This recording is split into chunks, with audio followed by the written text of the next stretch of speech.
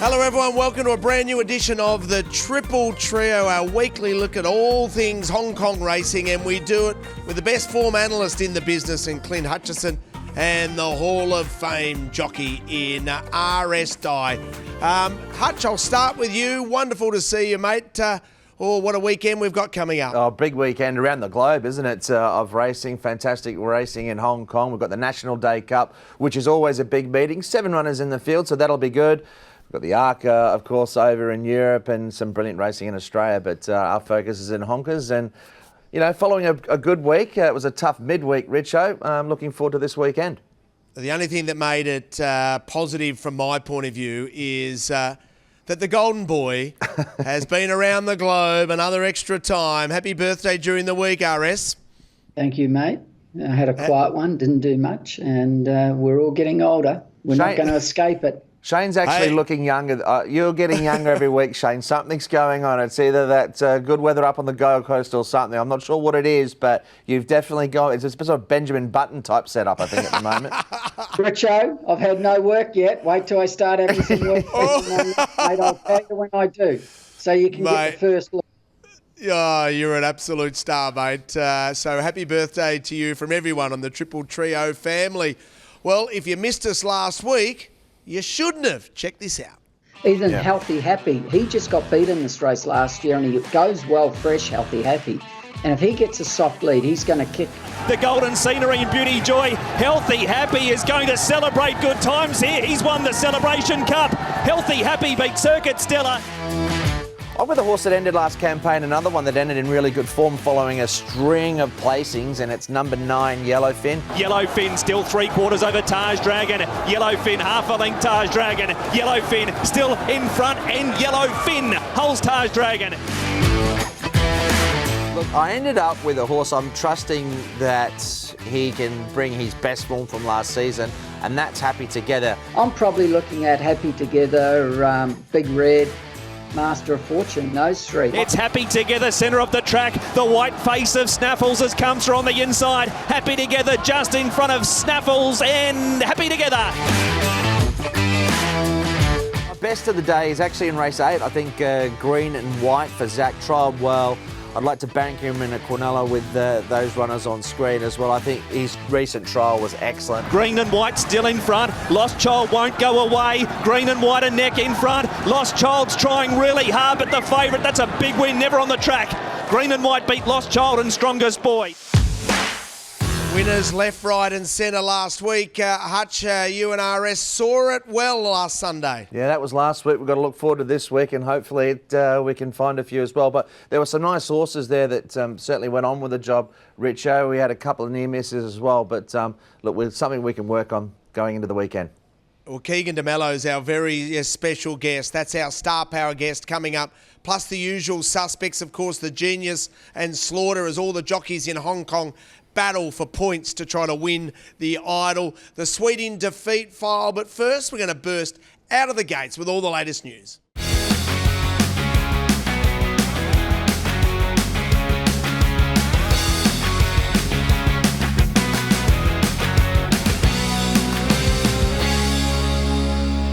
And as we burst out of the gates, Hutch, packing treadmill was part of a big treble at Sha Tin. Yeah, he's creating this little association, Francis, with Lyle Hewitson. And Lyle's only had a handful of rides for Francis, but Francis with the trebles going well. Good ride here. But there wasn't much tempo in the race. He landed in the right spot. And packing treadmill, Shane, with his fresh form, just continues to race well. Gee, he's a tough horse. He's a hard one to get past. Yeah, he is very much. We were tipping Computer Patch. He had a heart irregularity, so that's why he was a bit disappointing. But he seems to go well fresh, and Lyle put him on the pace, gave him a good ride. I don't know what Francis has been doing differently, Richo, probably in the last 3, 4, maybe 5 years, because he's quite a long-standing trainer.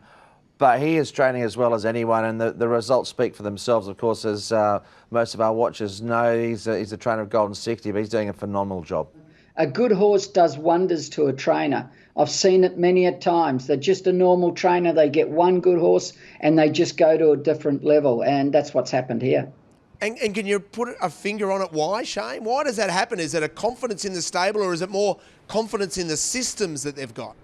Well, they've got to be very careful when they get a good horse, where they place them, where they train them, and they really start training them instead of just being a run-of-the-mill normal horse where it doesn't really matter. And I think they take more care and they appreciate a good horse, and then they learn from that and they go to another level with all their horses they've got in their care. Well, once you start getting a star in your stable, all of a sudden you can buy better horses, you get more clients, and then you can improve your business. That's why, as we know, it is a bit of a numbers game, but in Hong Kong, particularly if you've got a horse that can fly that flag, and it occurs anywhere in the world, really. If you get that horse that can fly the flag for the stable, it can certainly help the rest. Yeah, gee, it's a really great point, isn't it? We spoke last week all about the dominance of Zach Purton and Hugh Bowman, and then suddenly, we saw Lyle Hewitson there step up, and also Shane Alexi Bedell rode well with a nice double. Rode 2 winners, and he rode really well. Of course, Happy just controlled the race. He was always going to troll it, but the sectionals were very good in the middle stages, and he was too good. He always goes well fresh, this horse, and he was always going to get a soft lead. He was too good, Clint. He was. He got a lovely ride. I mean, Zach sort of just sat off him on Circus Stella. Probably thought he'd run over the top, but yeah, Lexi was good and healthy, happy. Just last season, some of these races he was carrying more weight, and it was his opportunity, I think, under the weights and measures to run really well. It developed into a sprint home. It'll work out a good form race, I've no doubt. I was happy enough with Straight Aaron. He ran okay. Circuit Stella will find a similar race, but healthy, happy. He's a talented horse on his day, and Alexi rode him really well. And of course, Zach and Hugh were trading blows throughout the week as per usual. Yeah, they were. Look, the score was 2-2 on the weekend. I looked up a stat, Shane, that, and this was, of course, earlier in the night with Lucky Archangel for Zach. He had a double. He won the last on Lightning Bolt. But this season, I mean, the vast majority of Zach's rides, geez, he's well found in the market. So many are under the odds. This was his second longest price winner. Sorry, the last winner of the night, that was Lightning Bolt, was the second longest price runner he'd ridden for the season, believe it or not, Which is just remarkable. This was really good here, Richo. See how he hasn't moved his hands on that horse? And this is what I keep telling anyone. When you miss the start, do not move on a horse. Because what the first reaction is, when you miss the start, you give them a bit of a dig and just a little bit. And what happens is they start to pull after about 200 metres because the pace eases. And it's the worst thing you have to do. This was a very good ride. Lucky Archangel was a very good ride for Zach. So he drew wide and he went forward and he put him in the right spot. Unbelievable piece of horsemanship there, Shane, because Huey had his hand on the side of the stall. Yeah, he's done an unbelievable job not to come down out of the gates. But that's another classic example. It was the horse missing the start, not the jockey. And luckily he stayed on, and then he went on to win the race as a very short price favourite. What about Romantic Warrior? Hutch, are we hearing any updates in regards to how he's settled into Melbourne, his preparations leading into the Group 1 Toombul Stakes, and then, of course, building up to the big one in the Cox Plate? By all accounts, they're pretty happy. I think they're keeping their cards relatively close to the chest, Richo, but I can tell you this. He'll be galloping at Flemington this Sunday. James McDonald will be going down to ride him in a bit of work. I'm going to head down there. I'm going to go and have a look at him work that on Flemington. I dare say there'll be quite a few there to witness that. So that's going to be a big lead into how he's settled in and how he handles the surroundings. And it's nice to give, obviously, the horses a little bit of a look around headquarters before they go there for race day. Yeah, it's going to be really important insight. Danny's not there yet, so the rest of the team and you obviously having a chat to them. Hopefully you can bring the latest news to us on the Triple Trio. Yeah, we will do for sure. And having J-Mac's feedback will be important, Shane, because he does know the horse well. He's had a good sit on him a few times. He knows what he's got to feel like. He hasn't been beat on him, Clint. He races very well for James. He seems to get him into the right spot and gets him into a good cruising mode. And also, James has ridden him at 2,000 metres, which is his best distance, to be fair. But he won't do anything wrong on him in Melbourne, of course, because he's such a good jockey. And the Lexus Melbourne Cup, well, it's been travelling around the world and it stopped in to Hong Kong, and no doubt all of the racing royalty and also other celebs were all getting involved and getting their photo taken with the gloves on, of course. David Hall's been good enough to win a Melbourne Cup with the mighty Mackay Diva.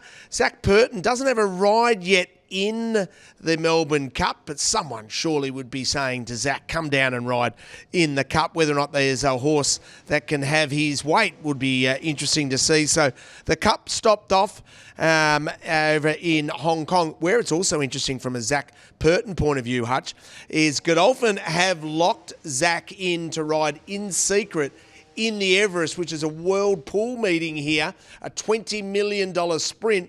Now, at the moment, James McDonald doesn't have a ride in the Everest, but Godolphin have said, hey, in secret, Zach, come and ride. Yeah, well, we saw Zach ride with so much success the last time he was down there from, of course, he rode, what was it, Brightside and the Donny and other races, and we saw him win on with Artorias, actually, I think, beating Imperatriz, the race name, slips my mind. Canterbury Stakes. Yeah, so look, Zach knows the task at hand well. They want some of the best in the business, and we had Ryan Moore, we had Moreira winning a Group 1 on Militarised last week. So I love this, Shane. I just love having the best jockeys wherever it may be. I want to see them here in Melbourne for the big days. I want to see them in Sydney for the big days, wherever it may be, because they definitely add to the day's racing. Oh, there's no risk about that. They're so good. You only had to look at Joe's ride last week on that winner. He's such a good jockey. Yeah. Militarised. Hey, Rich, I want to ask you a question. Now, if that horse wins tonight, Ep4, well, do you think they'll change their minds? Because that Everest is not a strong race now. We've had injuries. We've had horses pulling out. And there's nothing that stands out in it. Do you think they'll change their mind? Because it's just a winner waiting to happen. Well, I would argue it's still a strong race when Think About It's in it, and there's also a lot of other really good sprinters. But your point's really valid in Imperatriz. So if it goes and bolts in the Moya, what's going to be fascinating to see is, well, do you stay in Melbourne and try to win another Group 1? I mean, she's already won 5. If she wins on Friday night, make that 6. Does a 7th Group 1 add anything to her value? Of course it doesn't. But it's a $2 million race, so you get a touch over $1 million for winning that. You come up to Sydney, though, Shane, and you're running the Everest. It's a $20 million race, so first prize will be, $8 or $9 million. You'll divide that with your slot holders, so you might get half of that. But where a deal could be done is maybe the organisers of the Everest, led by Peter V'landys, will incentivise the slot holder to say, whatever deal you need to do, we want the best sprinter in Australasia to be in our best race. So I think some deals could be done, Shane. Oh, so do I. I wouldn't hesitate bringing her because she was so impressive the other day. When I said it's not a strong race, Richo, I meant all the favourites seem to be dropping out, and we've seen a couple drop out. Well, Nature Strip went by the wayside because he's got old, and of course the other day Giga Kick's now retired. And I know Think, what's it called? Think About It. Is a very good horse. He won well again, but we don't recognise him in the same class as a Giga Kick, even though he's very good, and he's going to be very hard to beat. Shane, don't worry about it. Good point. All along it's been the Kiwis doing what they do best, playing a little bit of poker. I'm thinking they wanted to go all along, and this is just giving them a little bit of leverage. Well, that's Didn't the Kiwis in April at the Autumn Carnival in Sydney win 8 out of 10 Group 1 races? Yeah, I think they may have. Yeah, you did right. No need to rub it into us Australians, mate. I think Kiwis won 8. Europeans won 1 with Dubai Legend, and I think Aussies did really well. They won 1. So we went about as good as the Wallabies are going. Can we move on, please, Richo? Yeah, that's right. Dubai Honour actually won 2. I don't think Australia won any. Actually, no. I'm talking about Ramwick. At Ramwick. Richo. Yeah. No, you're dead right, mate. It's the domination of New Zealand bred horses was quite extraordinary. We digress. Let's find out who's made their way into the Sweet in Defeat file. They're off, and Sugar missed the start by 4 lengths. Then Dublin Star, Sugar Fast Buck, Smart Leader. Oversubscribed, lunges at the post, missed. Sugar, that's a sweet win for Alfie Chan. Our black bookers here on the Triple Trio is called the Sweet in Defeat file, the Sid file. Who jumps in, Hutch? Yeah, we got 3 for this past week, Richo, and a couple that did catch the eye surprisingly. One of those was Telecom Dragon from an early race last weekend where he didn't get much luck in running. It was certainly quite an eye-catching run. I thought Beauty Charge was good in a slowly run race as well. And in the final event at the Valley on Wednesday, Sweet Briar, I thought, was really good. You can see him sort of back out of this pace at this stage of the race, Lyle Hewitt. And I wanted to get Shane's opinion on this because I felt like he could have probably, you can see coming up, Hugh Bowman, who's leader's back at the moment, manages to edge himself off the fence and get Lyle off that position where Lyle could have probably dictated to him if he had have just been half a length further ahead of him. And from this point on, where he could have had the second favourite under lock and key, Hugh manages to get off. I mean, Hugh's a fantastic rider. Maybe Sweetbriar, first time at the Valley, might have been a factor there, Shane. But I felt like there was a great opportunity for Lyle to have the main danger locked away there and get first run on him. Yeah, no doubt. I had I wasn't worried about him coming back originally. He had to when the other horse, Victory Scholars, attacked. He ran well. They were all good runs. Zach rode his really well here. Reward. John Sires still hasn't had a winner, Clint, I see. That was a second. But that doesn't surprise me. This happens every year. After what happened last year, Shane, I'm saying nothing. I'm saying nothing. I'm saying nothing. I actually think he could struggle to win it this year. He can win it. Ooh. Don't worry about that. But last year, I really thought he'd win it from the word go. Yeah. There's a couple others that could beat him this year. He's had 2 big seasons. And John, I don't think, has repeated winning a premiership when he's won one since more or less the early 2000s when I was riding for him. He goes one has one off. He's won many, but he'll still be there. He'll be in the top 3 somewhere, and he can win it. Well, your good mate Casper Founds is going to take some chasing as well because his team look like they're really building nicely. All right, Hong Kong jockeys, time to sit up. Genius or slaughter. The end across, answering the urgings of Shane Dye. Mannerism coming at him. Mannerism has got it. Daring tactics by Shane Dye. He's got Octagonal in full flight on the corner. Bold tactics by Shane Dye are going to pay off, and he pinches the Chipping Norton. Genius or slaughter, an opportunity for our Hall of Fame jockey to analyse all the rides during the week in Hong Kong. And Shane, who caught your eye with a positive? Who was a genius ride? I'm watching the race, Alexia Bardell on Happy Together, and I'm saying to myself, now get off and go forward 3 deep. See how he's won off the fence there?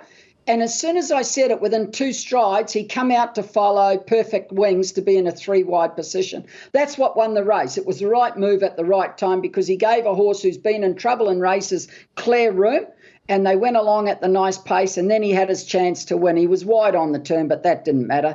And he picked them up and come down the outside, and well done, Clint, you found him. But he made the right move at the right time, coming out from a one-off position to follow a horse that was going forward, Clint. Yeah, no, great ride. And look, I liked that he was patient early. I mean, the horse has shown a little bit of versatility in how he can be ridden.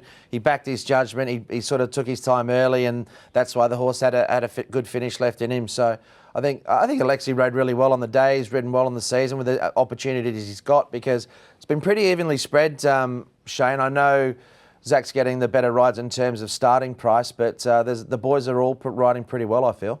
I reckon they've improved a lot from 3, 4, 5 years ago before we started. This was a good ride. Like, Vincent had problems. Of course, he had a bad fall, but he's riding pretty well. And he rode 2 winners, and they're very similar rides. Back, saved ground along the fence the whole way, come out a bit in the straight, and they both won. This was a good win, Clint. It wasn't a strong race, this. He got back, and he just kept coming in the straight, and he didn't panic on him at any stage. And the other horse he won on, Super Legend, he pulled the stick on him before the turn, and he got a run through them. So good on Vincent, and it's always hard to come back after a bad fall, and he seems to be improving all the time, Vincent, and he's only going to keep going. Yeah, surprised me, Shane. I mean, I think usually it takes him a bit longer to sort of hit their straps, but Vincent's on his game. Like, he's a meeting or 2 in, and he's ready to go. I couldn't agree more. I think he's really riding well, considering what he's sort of been through in the last 2 months with that fall and that injury. And yeah, Shane, let's have a look at a little summation of all the positives that you found during the week here. Well, I gave 2 to Alexi because they were good rides, and he rode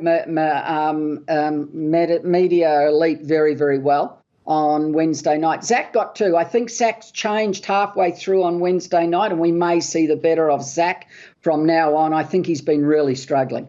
But he all of a sudden switched a button, and he might have turned, so he gets 2. Yui for staying on superb move and not digging him out of the gates. He gets 1. Majestic Victory is Angus, because He gave up the lead at the right time, gave it a good ride. I took a point off him coming up. Lyle rode very, very well last weekend, even when he was getting beat, and Vincent for doing what he's doing. He's doing nothing wrong. Well, we need to dwell on some negatives, though. We call them slaughters. They're not necessarily slaughters. They're negative rides. Shane, who did you assess? Well, I want to show Angus. You cannot do this, and I've subtracted him a point. This was in the first race the other day. He drew out, and sometimes you have to stay 3 wide if you can't get in. This horse wouldn't have won. He's limited and he had no form. But I just want to explain, Angus, you cannot press on 4 wide, 3 wide. He's looking to get in. He's never going to get in, but he comes out to go forward, and he's just given it no hope. And this is what set the race up for the back markers. The back couple got home and should have won. This was a very bad ride in my books, but this is how Zach rides these horses short price. This should have gone to the fence, right? If he goes to the fence, he cannot get beat. The race is over. The only horse to beat is Yellowfin, and Zach at no stage wanted to go to the fence, but that's why he rode 179 winners, because when he gets on a short price horse, he says, well, I'm not going to the fence. I'm going to keep it out of trouble and give it a clear run. And that's why he's been so consistent. But this is one race where a Ryan Moore, a Shane Dye would have been 3rd fence, and it wins for sure. If you have a look, the horse who's following him, look where he is. That's where he should have been. He lost 2 to 3 lengths on the point of the turn, and now he's got to chase the only horse in the race down. And he got within half a length. If he's 3rd on the fence, which he could have been, he wins by probably, I'd say, 3/4 of a length. And that's not even debatable. But that's how Zach rides, Richo. And that's why he's been so consistent, because he keeps them out of trouble. And you're not going to change that. So you're saying he played the percentages, but you would have rather him just go straight to the rail, suck up behind the obvious leader? Well, there was only 2 chances, him and the leader. If he's following the other horse, he wins. He put himself in an awkward spot.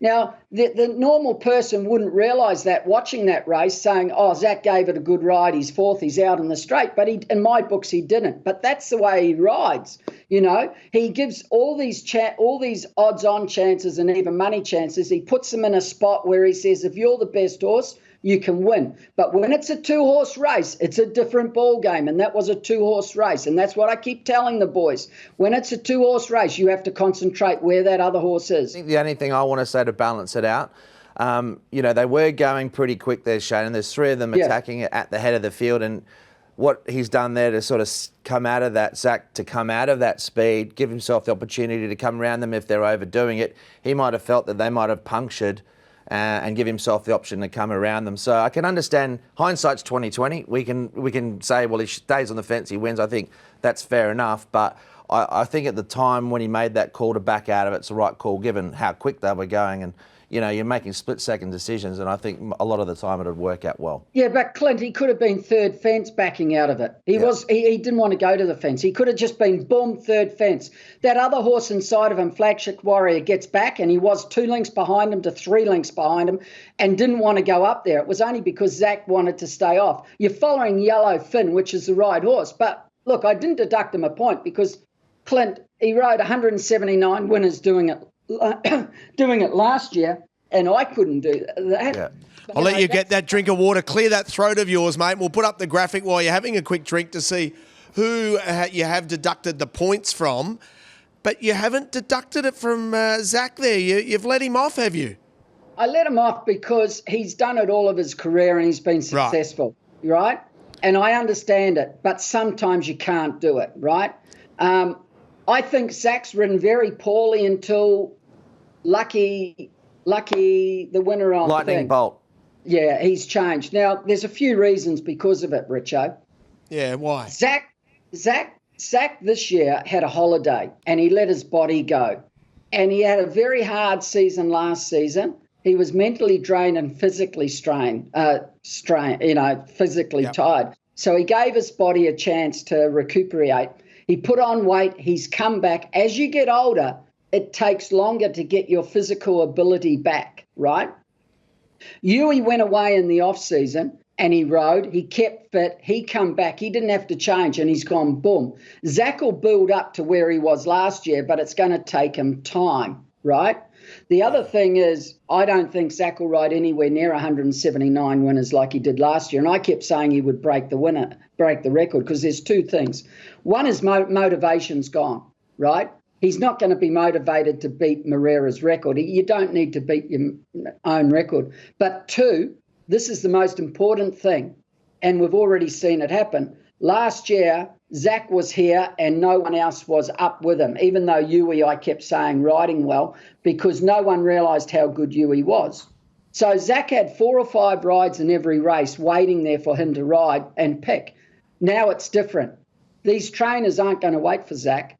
So when Zach says you're going to have to wait 3 weeks to see and I'm going to pick one, they're going to ring Yui straight away. I've been there, I know what it's like, and they'll say, Yui, ride this, and Yui's going to jump at the response straight away, and he's going to get better rides. So Zach's going to miss out on winners because of that. So he's not going to ride anywhere near 179 winners. He's still going to be leading with jockey. There's no risk about that, I feel.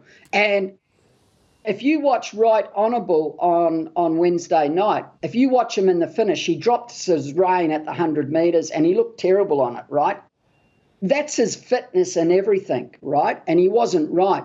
Now, the first time this season I've noticed him at the level he was last year was with Lucky... Lightning Bolt. Whatever, what? The last 2 rides he had. He looked sensational like last season. He was perfect. I reckon he could be back, but he hasn't been back before that. I think one thing I will say, Shane, he's got a good book of rides on the weekend, and I agree with you. He hit his straps at the end of last meeting. I think you'll see him put a few in the back of the net on the weekend anyway.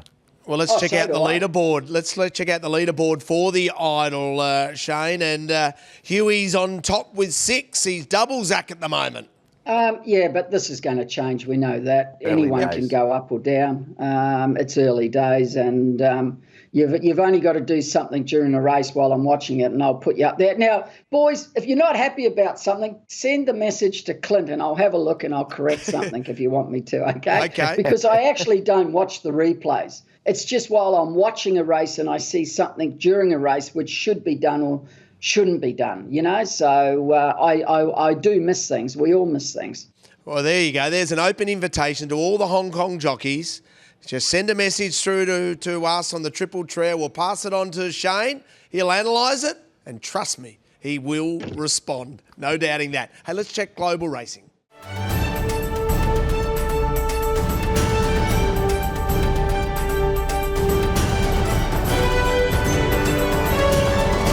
Well, in the world of racing, there's no bigger race than the Prix de l'Arc de Triomphe. 2,400 metres at Longchamp and Chain. It is the race, the Weight for Age Championship that everyone talks about. Japan have tried to win it. Europe come and tackle the best of the French. It's always a great race. This is the number 1 race in the world as far as I'm concerned. It's an amazing race.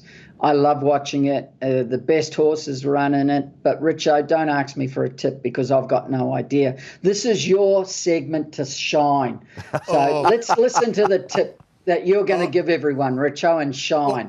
Well, I think the key factor is going to be, and this race is, of course, simulcast in Hong Kong, not part of the Whirlpool, but simulcast in Hong Kong, so make sure you watch it all. For mine, it's Hookham, and I think that his form coming through the King George, I think he's really tough at 2,400 metres. But Hutch, as you and I know, each and every year, we know that when we get to the Arc, that there's really soft ground. Now, what Hookham has been able to do, he didn't run at Royal Ascot, we remember, because the ground was too firm. It was really warm during that part of the English summer. So they scratched him from Royal Ascot and said it's too firm. They waited for the King George. He defeated Westover. He was tough. There's King of Steel in behind them. And I think with the rain affected going and softer going, I think he will even go to another level. Yeah, you could be right, Richo. The form does suggest that. So... this, like Shane said, this is your segment, mate. This is your time to shine. So give him strength. Yeah, give him strength. What about the O'Brien 3-year-old? Yeah, continuous. He was fantastic winning the Ledger in Doncaster. So drops back to 2,400 metres is going to be the query here as we have a look at the field. So Baybridge has a spin around again. Westover narrowly beaten as we saw just showcased in that replay. But the favourite will be the French horse, who is the French 3-year-old called Ace Impact. And many assessing it as a really high quality 3-year-old. He's going to need to be. He bumps into some really nice horses. Continuous is one of those. So from the Doncaster St Ledger form back to 2,400 metres is going to be the big query for him. It's going to be a great race, so make sure you tune in and check it all out. And Hookham is, I'm going to have a little bit of my hard-earned, star power time. Let's catch up with a South African superstar jockey calling Hong Kong home.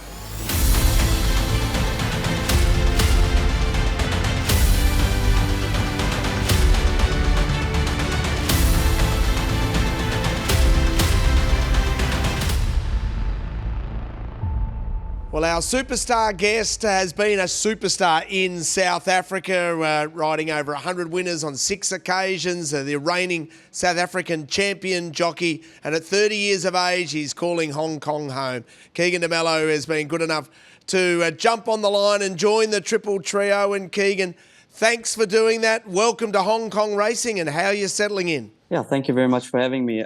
Settling in very well.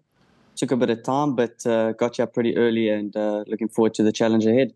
A big important thing to do as we welcome you in is to get a winner on the board pretty early, and you managed to do that, of course, early in the stint, which is key. Yes, look, I thought it would always be key to start off well, and obviously people have told me that you need to, and it was a great start. Very lucky to get out the pocket I was in, but end of the day, the horse won, and just really grateful to get off to a good start. You had a look at coming up inside Zach there. He shut the door pretty quick on you. Yeah, you don't realise how quickly a gap can close in Hong Kong until you've actually ridden in Hong Kong. So it was there for a split second, and pretty much closed up on me. What's going on, Keagan? That was one of Casper's. He hasn't given you another ride. What did you do? I think I gave him a bit of heart palpitations, but he's obviously he's promised me a few, so I'm going to be looking into that in the near future. Keep getting in his ear every morning at the track, Keagan. Casper's very fair with jockeys, and he spreads it round, and I'm sure he'll give you a few, but you got to keep hounding him. Yeah, obviously Casper's I think he's in high demand at the moment with all the jockeys and the form he's in, but I'll be sticking my head in there as well. And Keagan, why Hong Kong? What attracted you to this jurisdiction to move from South Africa? Look, obviously you want to compete against the best, and I've always thought that Hong Kong is probably the best place to showcase what you're about, and it probably wasn't in the plans for the past 3 years, but obviously after a good season like I had last season, it was something that I really looked forward to, and when Hong Kong gave me the call, it was pretty much an instant yes. It can be a difficult place to settle into, Keagan. What have been the big challenges? Yeah, look, it's very different to how South Africa works. I think by the time I got here, I think every other jockey was booked up for the next 3 weeks. So it was pretty hard to get rides in the early stages. But I think once I broke the duck early, it helped get into certain stables. And yeah, it's in that way it was very tough. But starting to learn their system now, and it's all a big learning curve. And hopefully that I'll get it right, and we can start booting home the winners. Keagan, are you here by yourself or with your partner? I've got my wife and my 2 kids with me, my 2 girls. So, yeah, I've brought the whole family with, looking to make Hong Kong home and make a best career out of the opportunity I've got. And how have they settled in?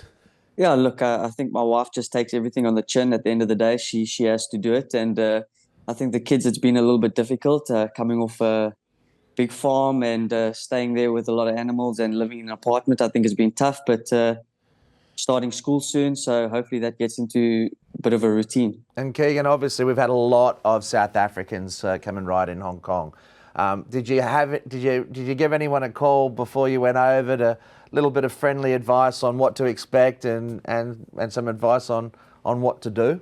Yeah, look, in South Africa, everyone that's been to Hong Kong have given me a little bit of insight. The past jockeys like Basil and Grant and Aldo and Anton and Anthony Delpesh, they've all been good help and given me a bit of input there where they could, and I think it's really helping. And I think it was a big adjustment for me, but if they hadn't told me certain things, I think it would have been more of a shock than anything else.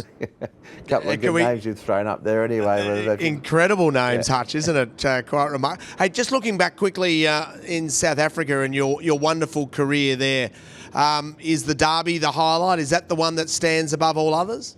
Look, the Derby in any country is a big race to win, but there's a lot of big races that were very sentimental to me, like my first Cape winner on Give Me a Prince for my stable, and obviously for my retained owner. So those probably stand out the most, and I think every Group 1 you ride and able to win, I think is a big feather in your cap. Keagan, you got a couple of nice rides on the weekend. I thought there were two horses that might be reasonable prices actually, and both run well. One's called Happy for All and the other one's Let's Do It. Here's a set of your rides. You got Happy for All, Simply Maverick. Prime Minister could run a bit of a race.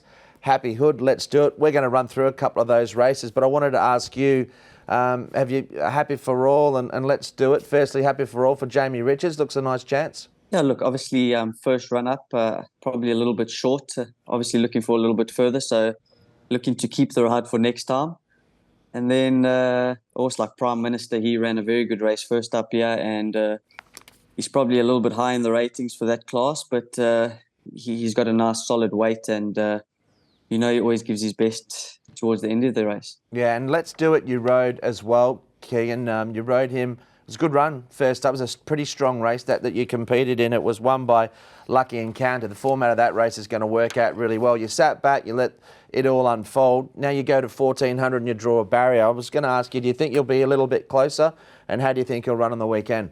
Yeah, look, obviously with a better barrier of 4, I presume I'll be a little bit closer. And he's not the quickest starter, but last time from a bad gate, he did start pretty well. And I was just told to just put him back and let him run on. And unfortunately, they didn't go the pace that we had initially thought they would, and he just couldn't sprint with them. So hopefully a little bit closer with the pace being on a little bit, and he's free striding. You'll see the best of him. And he did give me a good feel last time, so hopefully he can just give one of those honest runs again.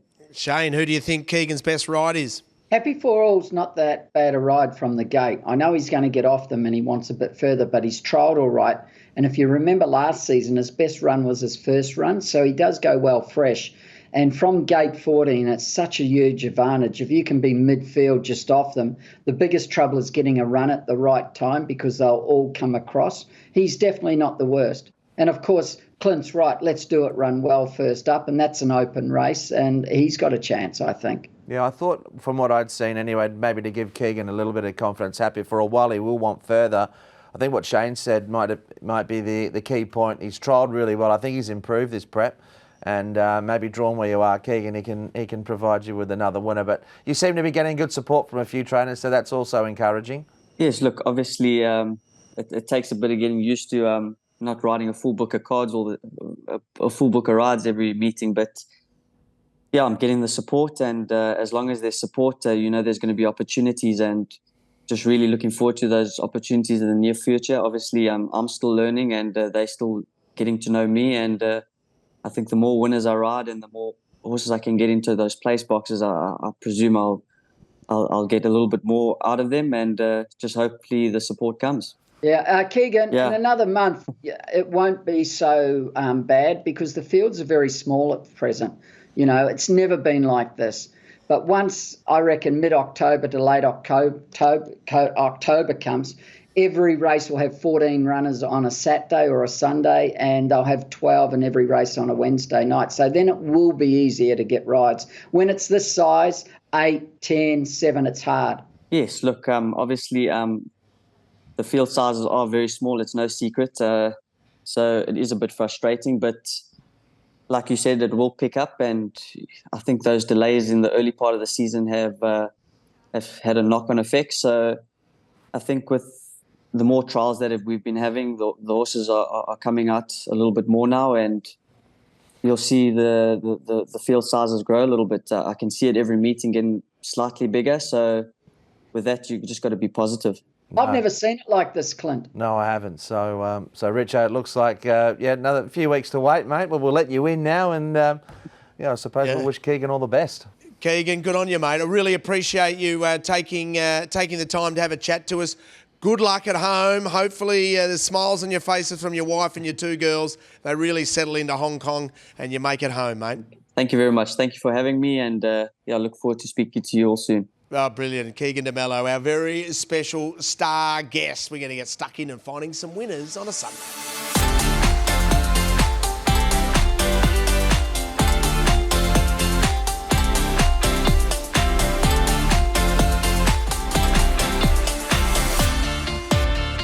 Let's find some winners on National Days, Sunday at Sha Tin. And Hutch, I'll ask you to start your preview with race number 3. Good race to kick off. Yeah, we've got some nice horses and a few horses, Richo, that have already had a run so far this season.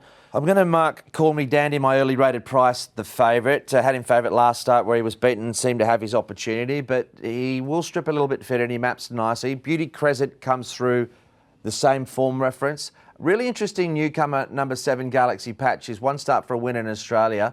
Has trialled, I thought, quite well. And then number 8, California Veins, is another one that's had the benefit of a run. Look, let's have a look at this run from Call Me Dandy. I didn't see too many excuses, seemed to have every opportunity, but once again, maps well. I'm trusting they just needed the run. Of course, there was a bit of cushion in the track.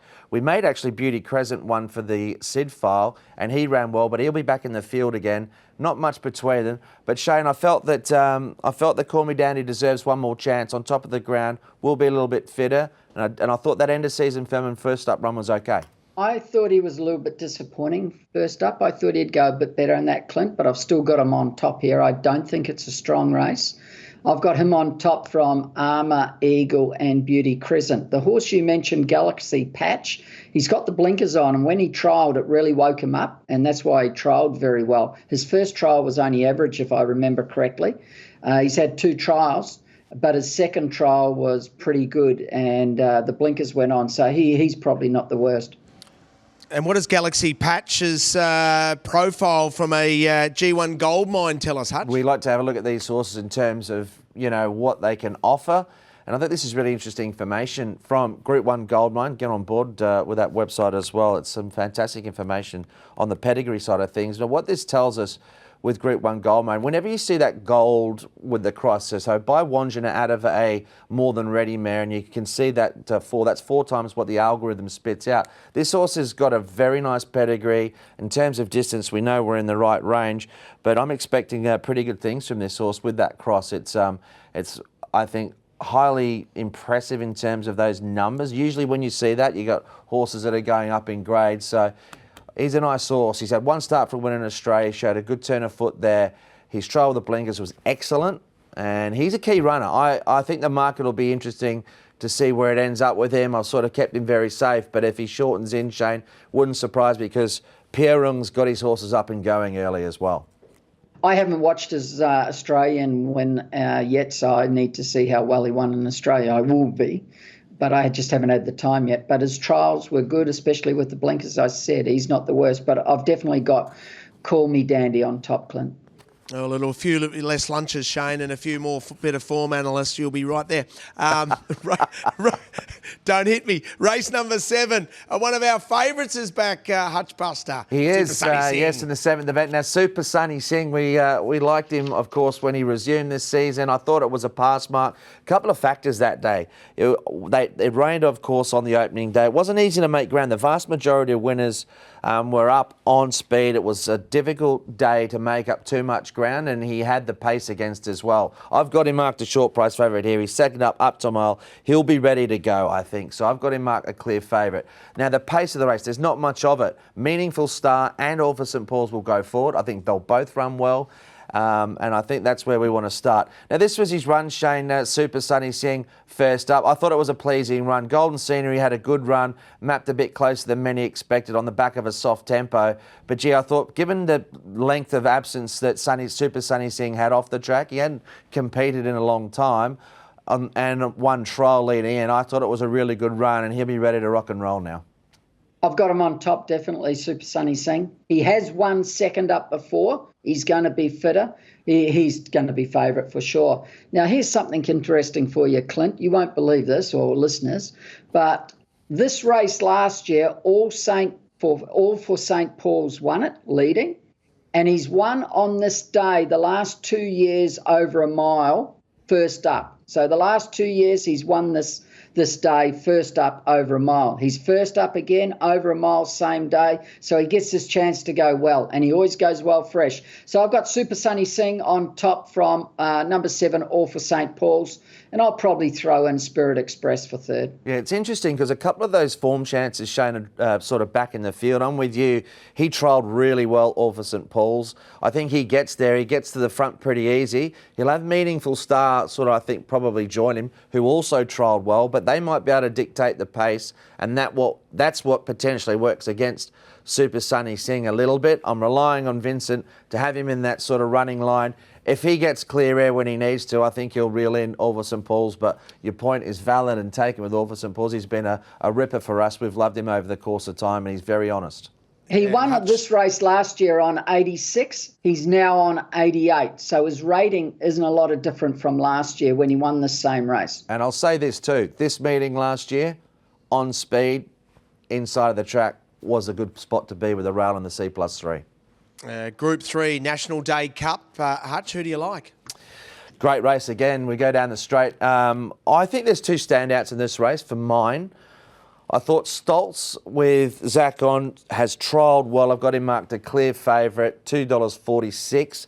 I thought his preparation looks good. He ended last season with back-to-back wins.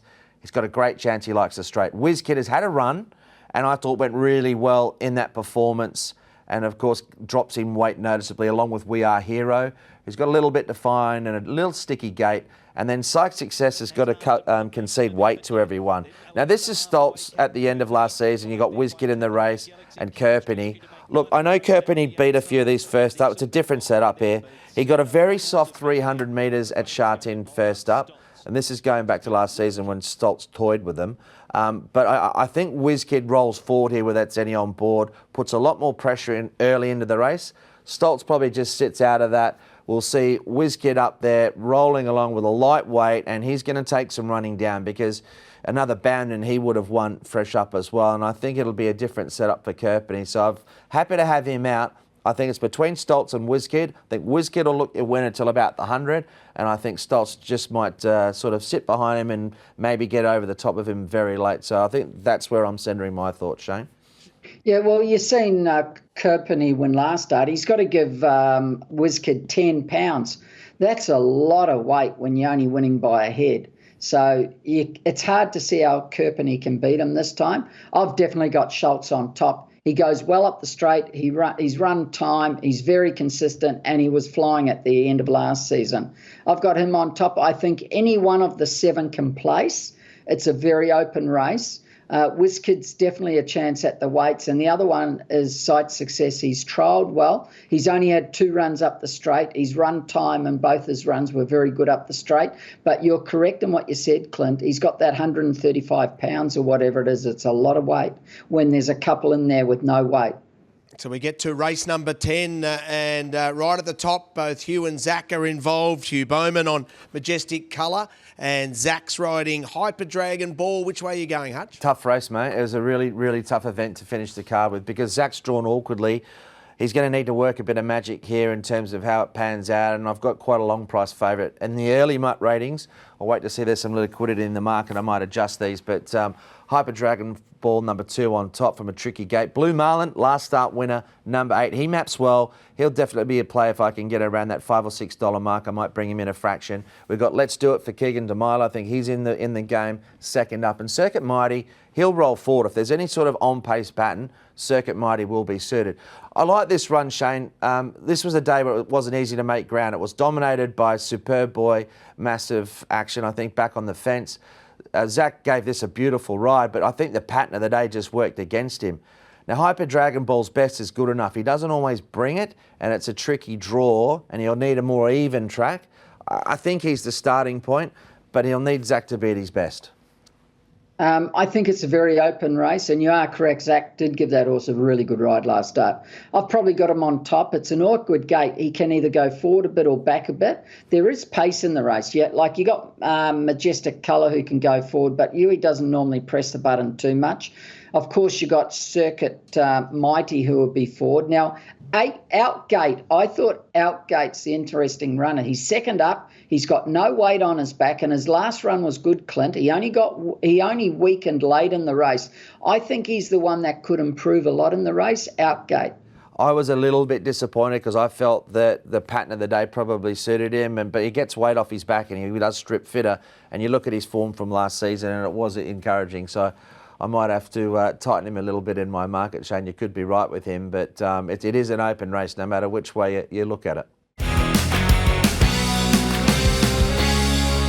So let's find your very best bets team for the weekend. Really looking forward to it. Really looking forward to this meeting. It looks an absolute crack, and I think we can get on the board early. I think race 1, number 7, Splendid Star, looks a very good chance for Douglas White and Zach Burton. They don't team up all that often, but they are at this particular meeting, and I think they've got a great chance with this fellow who ran in the opening race of the season. He was very good behind Dazzling Fellow. It's a key form reference for this race.